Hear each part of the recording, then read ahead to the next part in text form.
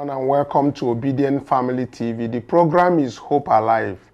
Yes, there is hope for those who believe that a new Nigeria is possible. Now, good morning, afternoon, and evening.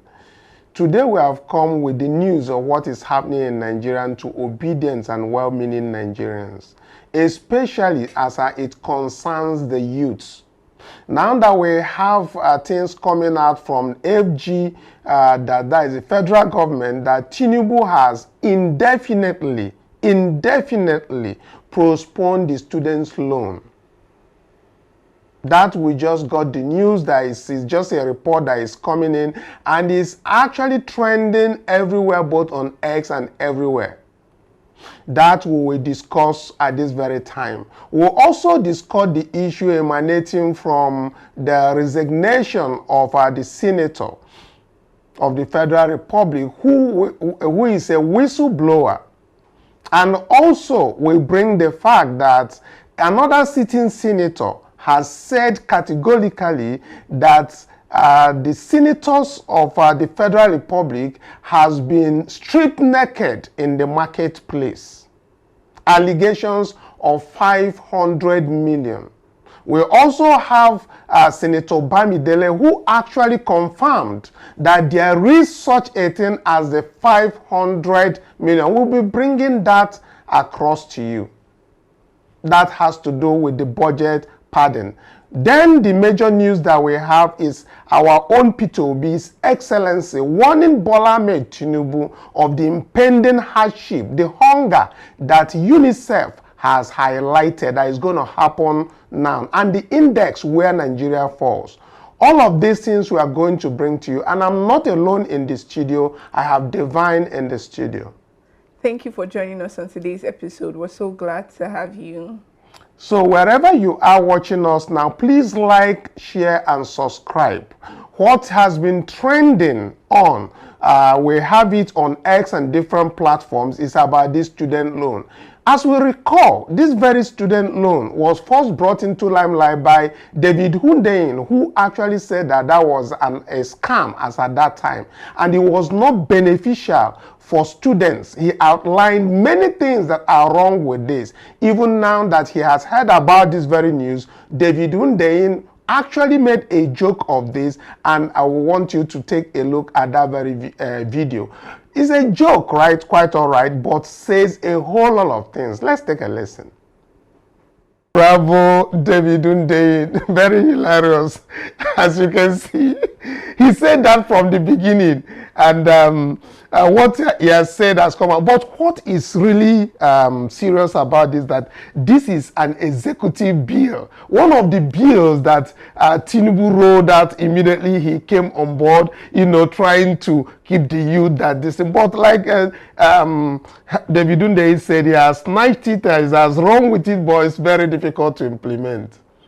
Well, seeing the process by which he got into office and becoming the president of Nigeria, we know that it was through a flawed process. So I understand his, desperation to actually roll out something that was going to calm the nerves of Nigerians. So hence, they came out with the whole student loan propaganda. And like I said, the APC government is just full of propaganda and lies, and they never to, make those things come to fruition or make them happen, because now we've had the situation. This thing was this student loan issue came since June last year, and from June it was supposed to take off since October, and October it moved to November, then we moved it to January of this year, and now again it has been shifted indefinitely. So we know that these people have no actual plans, because even from the requirements to actually be able to get this student loan, we can already tell that these people have no plans of receiving it, because what are those stringent rules and regulations that you're expecting for you to be eligible to student loan, or that your family should not be earning more than 500,000 per year? And it's just very funny. You need a cover letter from the vice chancellor of your school. Just those very silly requirements. We already can tell from these requirements that they actually have no plans of letting it go, and what they're going to keep doing is to keep postponing and postponing till eventually. You know what is even striking? What is striking about this is that, there is a new proposal about the minimum wage going on right now, right. And different postcastinations But Labour has come up to say 1 million naira, and then we have the people from the southeast who also said they're looking at about 500,000 naira. So it means that from where we are looking at it now, there is a probability that a minimum wage might go around that high, between 500,000 naira thereabout, or even 400,000.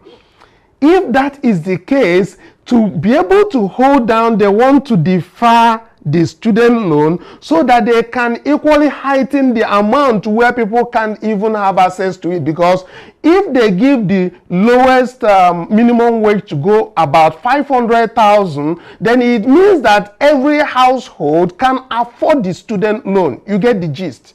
So I am thinking that what they are looking at, deferring this indefinitely, is to actually get the minimum wage so that they can stick it to the point where the average common man, whom that very particular loan is made for, will not be able to access it. Well, speaking of minimum wage, to be very honest, I don't even think there's a possibility where our minimum wage is going to get to 400,000 per month, because we're still struggling with 30,000 and 35,000. Who are the people that are going to pay 400,000 to workers, right? So whether or not, mind you, that's still in deliberation, right? Because we have people, they have set committees upon committees just to deliberate minimum wage, which should not be taking this long. So between the minimum wage and between the student loan, all of this is propaganda. I don't think any of them is going to come into fruition. We're just going to keep hearing, oh, they set committee up, they did this one, they did that one. I don't see it happening. These people just run the government with propaganda and lies. And so expecting that maybe anything good will come out from this particular government is just, being very, very, let's say delusional. Nothing good comes out of this government. We've heard about different Dubai visa. It's an audio proclamation. We have different things that has come out from the Bola Tinubu's government that has not been real, which included this. Let's not forget that this particular student loan happens to be like an executive bill that he brought up. So which, before they even put this as a bill, they would have planned it ahead, that these are the modalities and this is how it's going to be done. But however, we have heard it. Anything that comes to benefit the youth, the Tinubu's administration must turn it down. Just making a U-turn when it mattered most for the people who are still in school. The students are out there, their school fees are skyrocketing, and we know there is hunger on the land. Yet, nothing for the youth. So where are the Agbadorians? Where are the Emilokans? Where are they? Anyway, we hold that very one until we come back to that. Now, talking about the next thing we have on our table, which is the PO's remark. P2OB, His Excellency, had warned Bola Tinubu of the impending anger of Nigerians, hunger on Nigerians, and the hardship that is biting everywhere. He made this known, given the remark of the UNICEF that did a publication indicating that nearly 25 million Nigerians were at risk. That was as at last year, and they have now reviewed this to estimate that about 31 plus millions of Nigerians coming on this year must fall onto hunger. Let's take that very tweet and get on with it. So this is PO's tweet. Of course, we can go to his page to get the reactions of people. He said, "I was alarmed when in January of 2023, the Cadre Harmonies, that is a UNICEF publication, indicated that nearly 25 million Nigerians were at risk of facing hunger between June and August of 2023 if urgent actions were not taken. I was very concerned and worried like every other Nigerian, and I then called on the government of the day to take urgent steps and stem the tide of impending hunger in the nation. By the end of 2023, around 26.5 million Nigerians were then reported to be at risk of hunger in the nation. Now, around that time, it was also reported that that the hunger, which was still a grave concern to Nigerians. Now, it is saddening again to know that the same publication is again warning that more Nigerians, to the tune of 31.5 million, are at risk of acute hunger and serious food insecurity between June and August 2024. The situation has now become more complex with the high cost of living and high inflation rate, which obviously perverts our economy. Today, with our ranking of 109 out of 125 countries measured on the Global Hunger Index, Nigeria is considered among the 20 hungriest nations in the world. Let me repeat that, highlighted, 20th hungriest nation in the world. Many Nigerian households now spend almost all their income on food alone, leaving all other family expenses to anyone's imagination.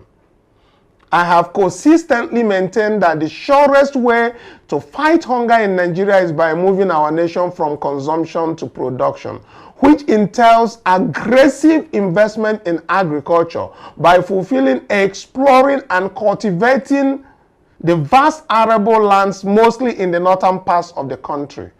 Now that we have been given notice of the impending danger, the additional number of Nigerians that will face hunger by June this year, I strongly urge that we work hard and put in the place measures that will help us to avert it. We must take urgent steps to boost food production in the country to defeat the rising hunger and attendant anger in the nation. With the high level of insecurity and terror attacks in many parts of the country, hindering farmers from their agricultural activities and management of our monetary policies, impacting negatively on small businesses in the agricultural sector, the government must secure the farmers and give them adequate support for increased food production. Building a productive Nigeria remains our focus in the new Nigeria, which is still possible. Signed, P.O. Very long, very long, very long. Coming to you, Divine, you've heard from P.O. actually saying how Tinubu needs to avert this very impending anger of Nigerians and also the hunger that is based on the UNICEF report. Well, this is just a very alarming statistic, to be very honest, because to say that Nigeria is part of the 20th most hungry nations in the world is just very sad. Now, this is a country that has people like Ngozi Okonjo-Iweala heading the World Trade Organization, right? And it's just sad to see, because these are brains that could have been invited, that could have been allowed to actually make meaningful impartations into the Nigerian agricultural sector, but we let them to be used by other countries to develop their economy. And now Nigeria is just in a very precarious situation, because to say that over 25 million of Nigerians are actually at the risk of, hunger and food insecurity is just very sad, because every day we come up to see things that are very, very threatening to our life and to our well-being, because food is the basics. That is something that every working economy should be able to have access to. We're not talking exportation and all of that now, just be able to feed your citizens. But no, this government is not actually bothered about it. They're not doing anything about it. They're not even, I don't see any measures being taken to actually curb this. We just see them traveling and carrying people, having different delegates, and none of them is actually saying what Nigerians need to hear. Like P.O. said, we need to actually shift actively from consumption to production, because that's the only way that we're going to be able to actually feed our nation and probably even go the far road of even exporting. There was recent conversations and recent news from the World Trade Organization that Nigeria has been short of its position as one of the people who used to export agricultural produce, because now they are no longer able to export agricultural produce. And it's just sad, because you have to feed yourself before you have excess to be able to transport to other countries or to be able to generate revenue. But now Nigeria is just in a very sad situation, and hopefully this government stop actually playing to the gallery and actually answers to the immediate need of food in the country. Yes, so we need to look at the hunger that is biting. We'll get to the issue of hardship in Nigeria in a moment, but let's take the reactions of our people after Oshomole declared that the senators of the Federal Republic of Nigeria has stripped themselves naked in the marketplace as a result of what the expose that Senator Ningi did. We have one coming from Rufai, and that is Useni Rufai from Rise TV, and we have several others who are actually talking about this very suspension. But while we are waiting for those things to be projected, let's also see what other people. Okay, this we have the one of Rufai Useni of Rise TV, who said same National Assembly that off the mic on the NDDC issue. Senator Ningi, if you have your facts, leak it. Let Nigerians have it. At least we now know some senators got 500 million. It's very, very instructive, and we still have different other people. We have this one from Shagari, who said, who goes by the distance of Belshagi. The suspension of Senator Ningi sends a very bad signal on the 10th Senate. The senator only raised an alarm. The Senate should have declared an investigation to either prove him wrong or rectify the problem. But suspending him is an admission of guilt. Nigerians are watching. And while we go on and on, we have also set up Nigeria, who intends to go to court on this. They say we are suing the Senate over the unlawful suspension of whistleblower and Senator Abdul Ningi for 3 months over his allegation that the Senate inserted projects worth 3 trillion in the 2024 budget, contrary to the Nigerian Constitution and international standard. Now let's hold this here. Let's look at what actually transpired on that fateful yesterday and how this very suspension, like I said yesterday program, is very important for us to read behind the lines. Senator Ningi has resigned his position as the Senate leader of all senators in the North. Very, very strong position. He relinquished this position, and some people are thinking that this very resignation of Ningi is actually as a result of what transpired yesterday. Let's look at the letter of his resignation. This is the letter of resignation from Senator Abdul Ahmed Ningi. It is dated 11th of March, 11th of March, 2024.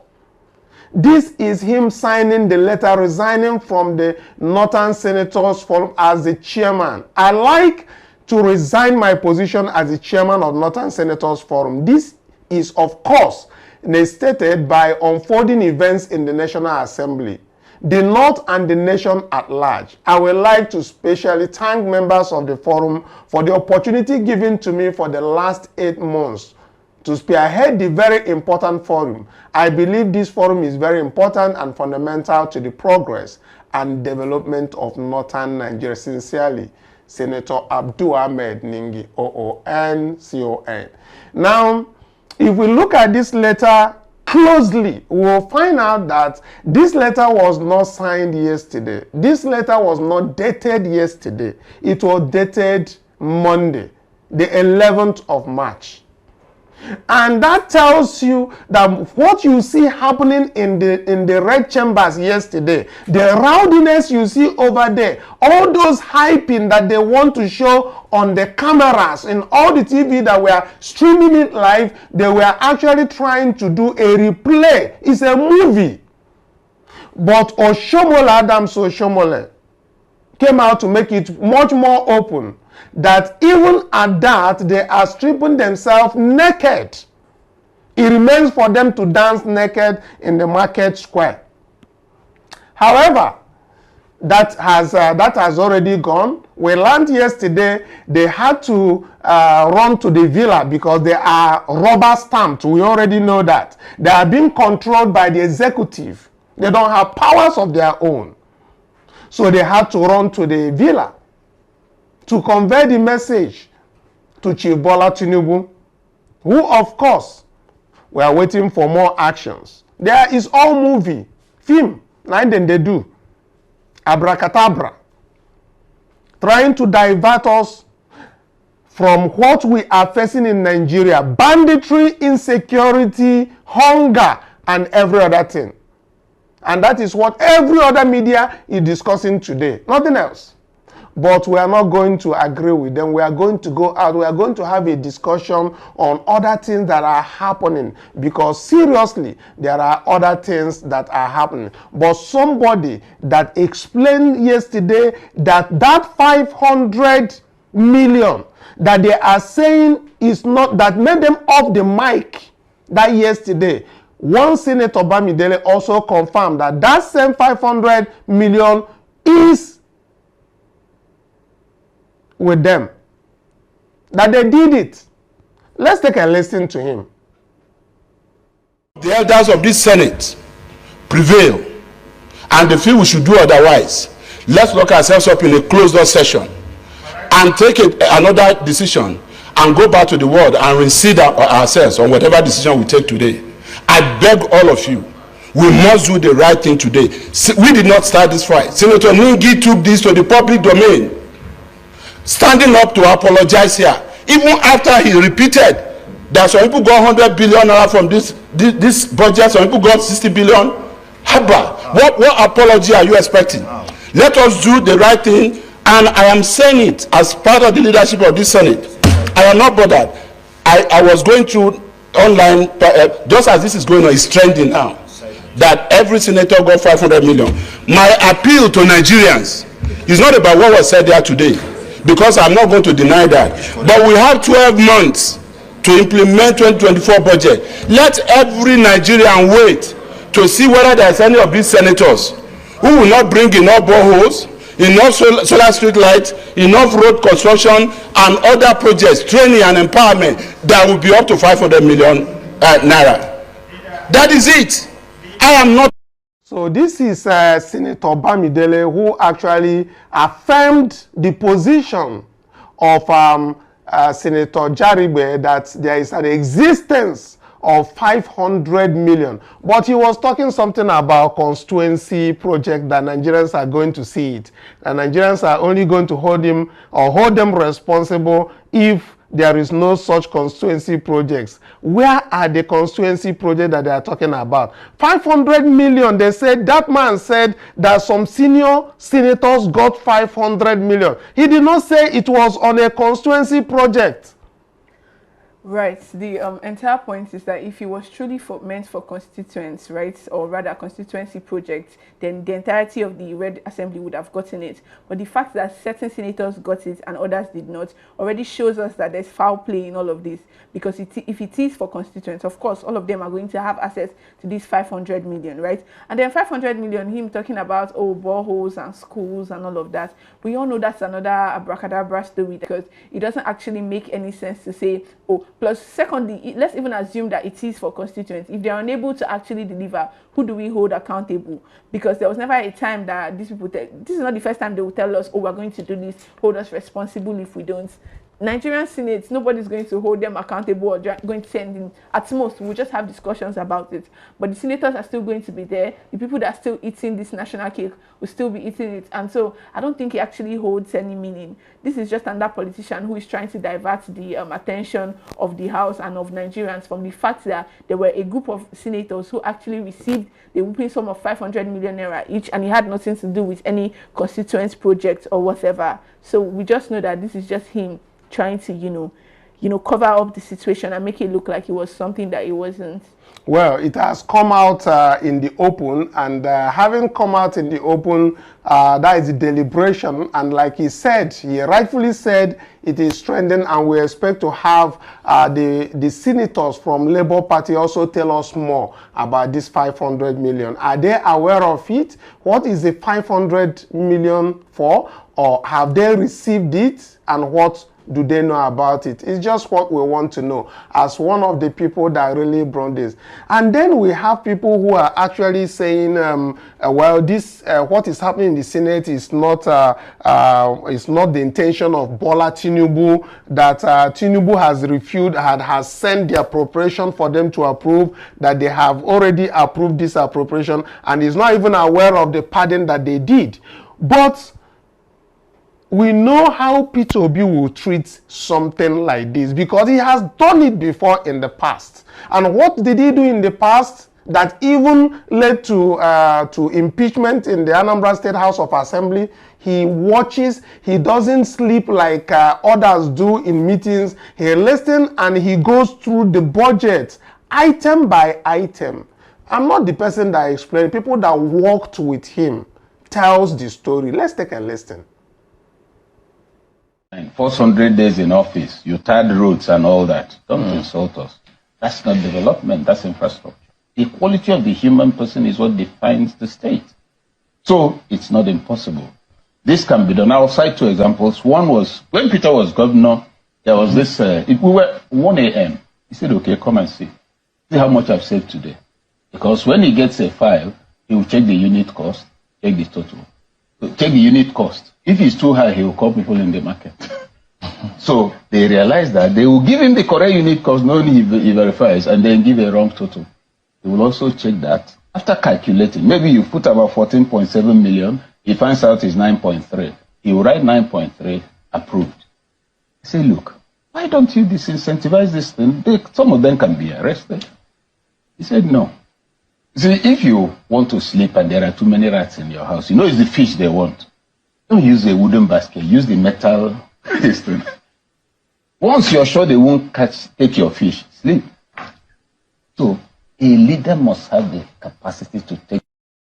Those people who think that Tinubu should be exonerated from this very pardon, let them also recall that Bayo Onanuga also sent out a press statement that they are aware that the National Assembly added or padded up that budget with 1.2 trillion. So Tinubu will not be exonerated.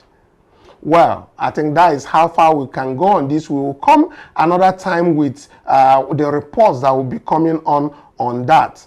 But let us also take that content coming from Aisha Yesufu on News Central that says, I am a politician. Well, we wish she had gone into this very long time so that she will always be the person who will come out and will motivate people to vote so that she can take certain responsibilities that will help us where we are. So we always wish her the best and we will always support her in this endeavor as a politician. And she said, all my life I've made a choice. And one of her latest choice is being a politician. We support her from all of us at Obedient Family TV. Let's take a listen on how she came, how she spoke about this at the News Central TV. Let's take a listen. Step further from talk to action. I say, rather than complaining about the rubbish in the house, roll up your sleeves and do something about it. After all, no one was born with a dustpan and a broom. I'm a politician. All my life, I've made choices. I'm into the Nigerian politics now. And on my watch and in places I operate from, I will ensure it is clean. We're always being told that politics in Nigeria is dirty. Any talk of being ashamed of politics or regretting politics, count me out. If you say Nigerian politics is dirty, roll up your sleeves. Let's get it clean. Doing nothing never solves anything. Nature abhors vacuum. If you stay away, others will occupy the space and make the decisions on your behalf. These were the words I posted on my X handle, formerly known as Twitter, on the 5th of March, and you would have thought I had just been caught committing a serious crime. From those who were insulting me to those who said I had left activism to join politics because of money, I laughed. Insults and praises are the same. They are people's opinion about me and not my reality.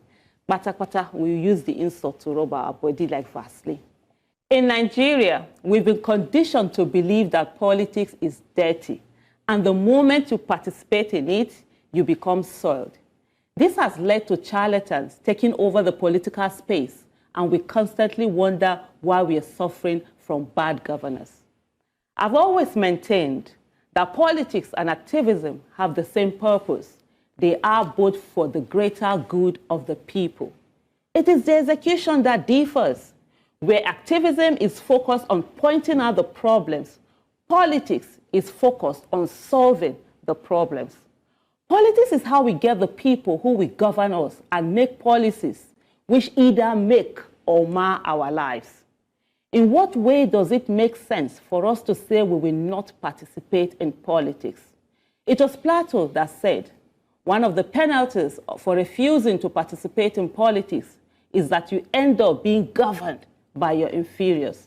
Does that sound familiar? It is our story in Nigeria. I used to be a political illiterate, as described by Bertolt Brecht. According to him, the worst illiterate is the political illiterate. He doesn't hear, doesn't speak, nor participates in the political events.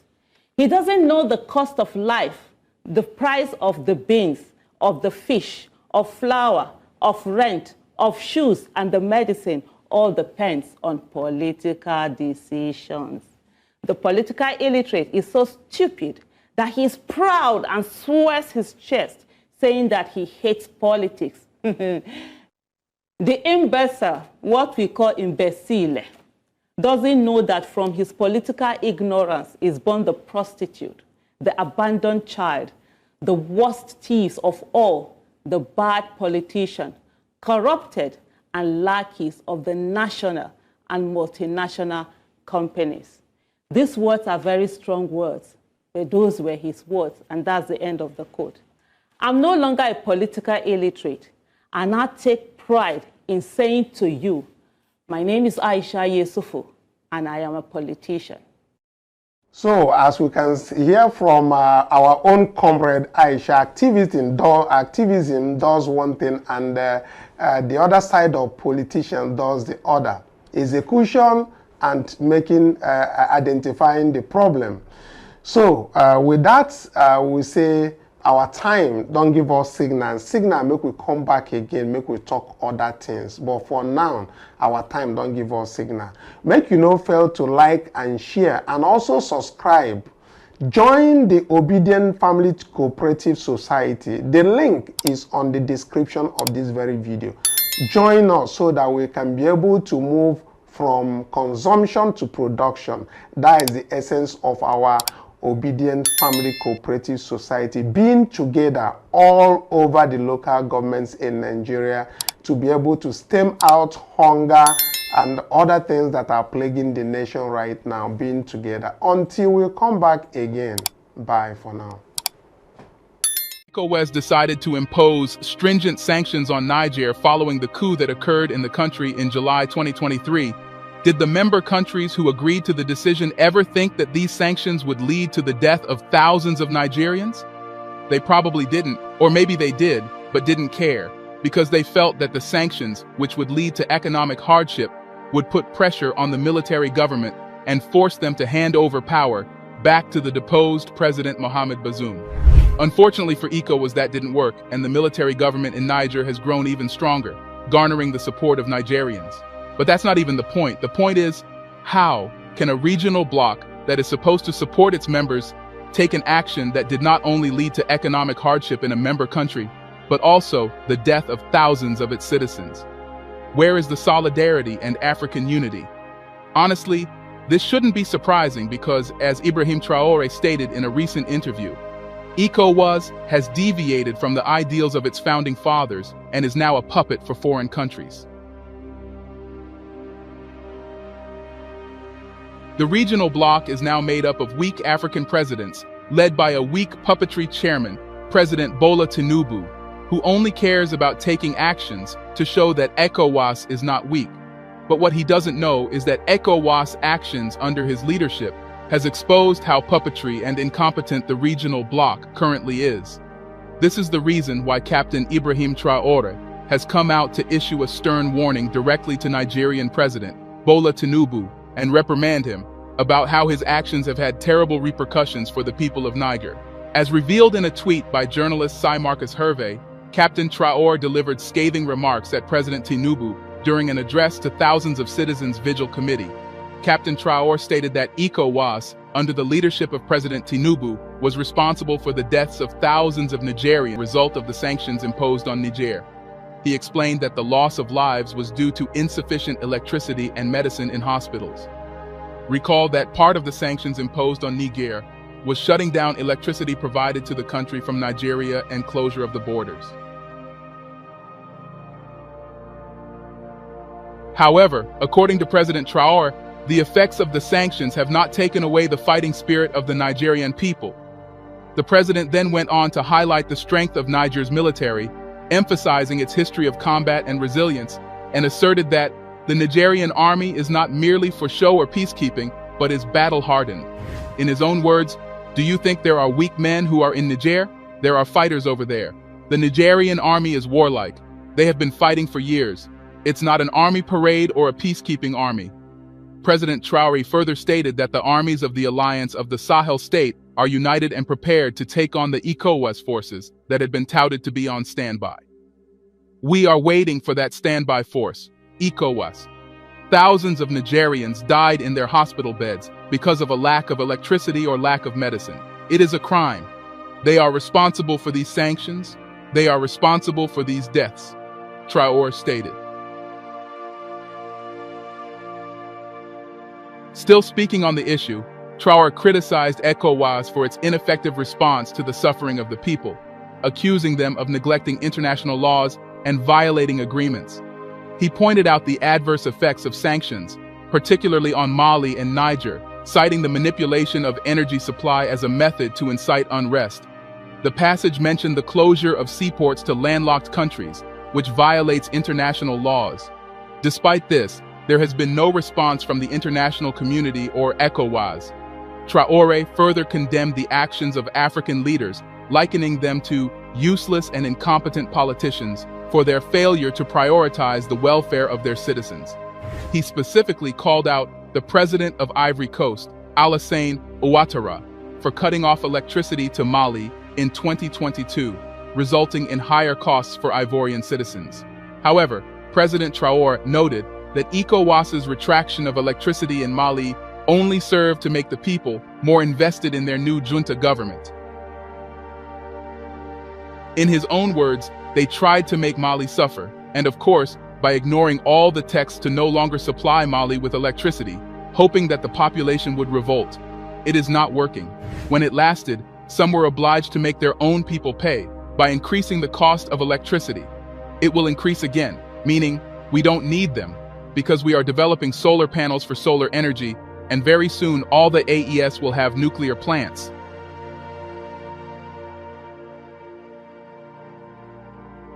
Drawing a comparison to the conflict between Russia and Ukraine, Traore criticized the lack of concern shown by African leaders for their people's well-being. He held ECOWAS and its affiliates responsible for the sanctions and the consequent loss of lives in Niger. According to Ibrahim Traore, despite the ongoing conflict between Russia and Ukraine, Vladimir Putin did not cut their energy supply. However, in the case of President Tinubu, his actions regarding the situation showed that he did not care for the welfare of his people, who have also been affected by the sanctions imposed on Niger, especially those Nigerians close to the Niger border. In a direct message to President Tinubu, President Traore concluded that, "Their blood is on your hands," referring to the thousands of Nigerians who had died in the hospital.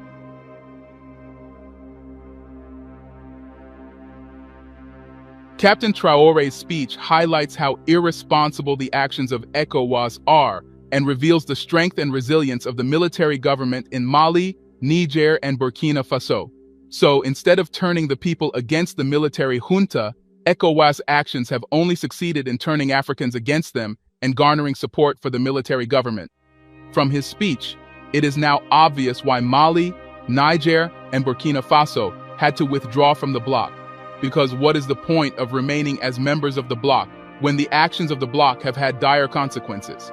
And now that Mali, Burkina Faso, and Niger have decided to leave the ECOWAS, it's now ECOWAS is talking about dialogue and lifting sanctions.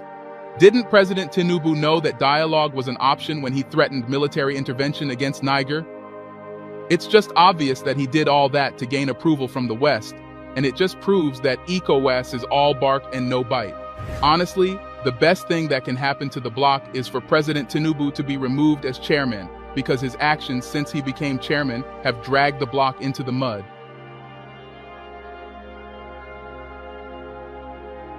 It is doubtful that Mali, Niger, and Burkina Faso would go back to ECOWAS regardless of whatever decision that will be taken by the bloc, because these three countries intend to focus on building the AES, a confederation formed by Mali, Niger, and Burkina Faso, and aim to establish its governance free from Western influence, as evidenced by their plans to develop solar energy and nuclear plants to reduce dependency on ECOWAS-controlled resources.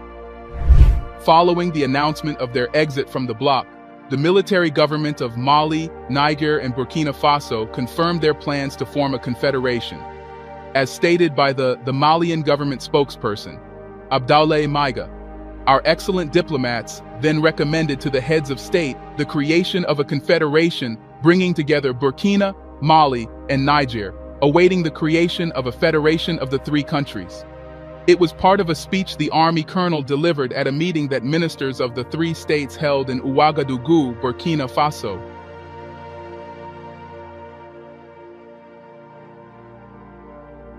Mr. Maiga reiterated the accusations against ECOWAS in his speech, stating that, from an organization supposed to weld the social fabric between populations, it has become, by some leaders, an instrument that has tried to pile populations against each other.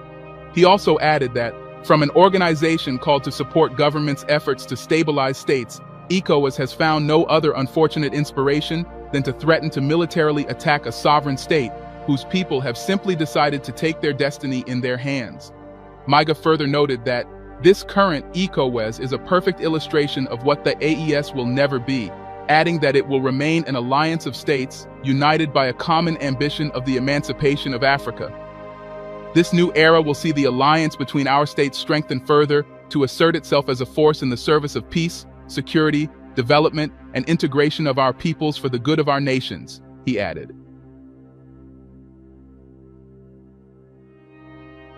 Once the AES is fully established and functional, it's certain that it will grow to become a threat to the ECOWAS bloc, and other African countries would want to be a part of this alliance. Seriously, since the military junta of Mali, Niger, and Burkina Faso came into the political scene, they have completely turned things around. They have proven that they are the kind of leaders Africa needs, strong leaders who are capable of making strong decisions that will benefit the whole country. With leaders like them in power, it shows that Africa is very much capable of self-governance. Africa is rising, and leaders like Ibrahim Traoré needs every African support.